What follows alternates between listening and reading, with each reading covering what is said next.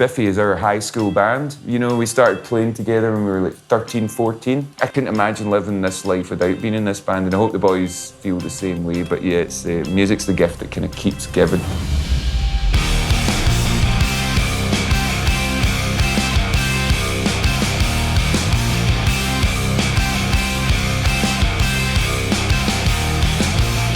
We've been friends from when we were 7, so yeah, we just kept playing. I just kept writing songs, and we kind of slowly got better because we really started with no knowledge, and we didn't have any experience. We didn't know anyone that played music.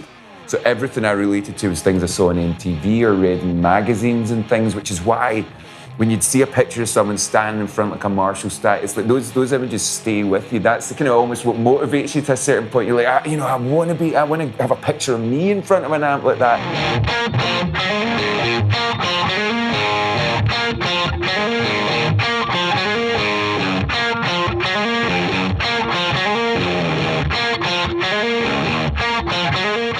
My two kind of seminal influences, one was Slash, as a kid growing up in Scotland and seeing videos of Guns N' Roses from the other side of the world, looking at these kind of weird rock and roll wizards.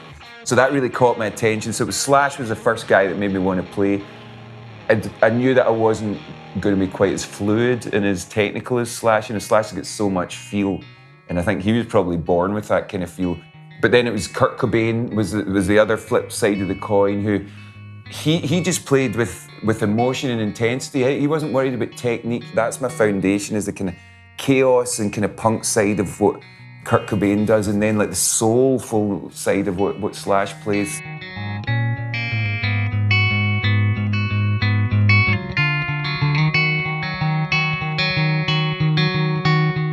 We've been lucky enough to be working with you guys probably for about 15 years now, if not longer.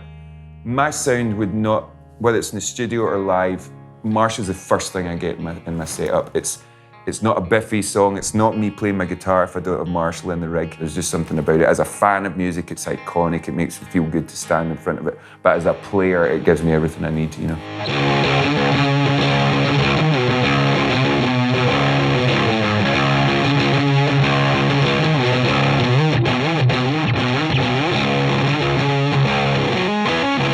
So today I'm playing through the Marshall, obviously, Studio Vintage 20 Watt.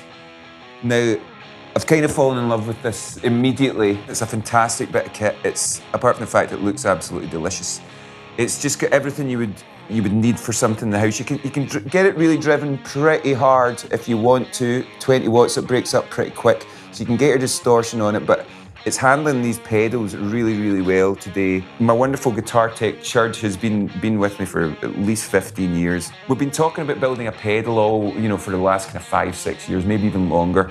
And finally this year we had time to do it. So Church, like a total trooper, has hand-built this pedal, and it's a distortion on one side and a fuzz in the other, and it's called the Boom Blast pedal, and that's kind of what I've been playing through today. And I tell you what, it feels terrific. And hearing what this amp can handle, because this pedal, the first note I gave to Church on this pedal is I want this to be the loudest pedal in the market. So the fact that this is handling this no problem is incredible.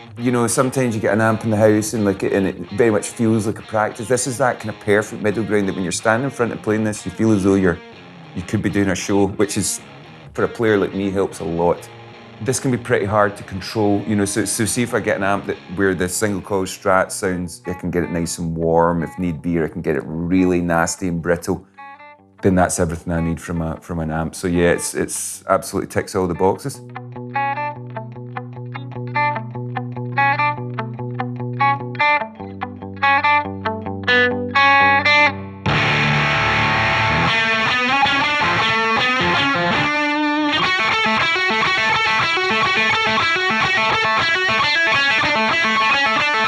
Lots of things inspire me.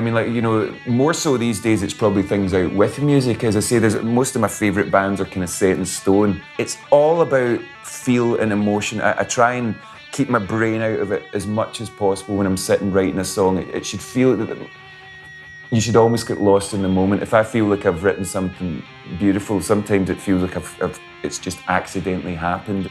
As Keith Richards once said, you keep your antenna out. That's what the job of an artist is. You keep your antenna out for when those ideas zap into you, because You're never quite sure when they're going to hit or when you're going to stumble across something beautiful.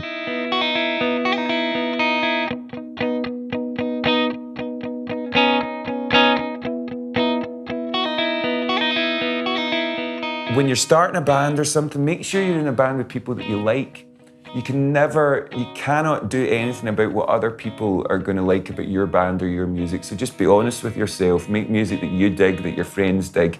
The one thing about this horrific year that we're in, things have simplified for a lot of us, and even for our band, not touring for a while, it's really made us kind of realise how much we need this and how much we love playing together and how much that's the kind of joy. The joy is in those simple moments. I'm always a fan of just getting in a room with your mates, make a racket, make a vibe, make sure you're all smiling, you know, and then life will be good.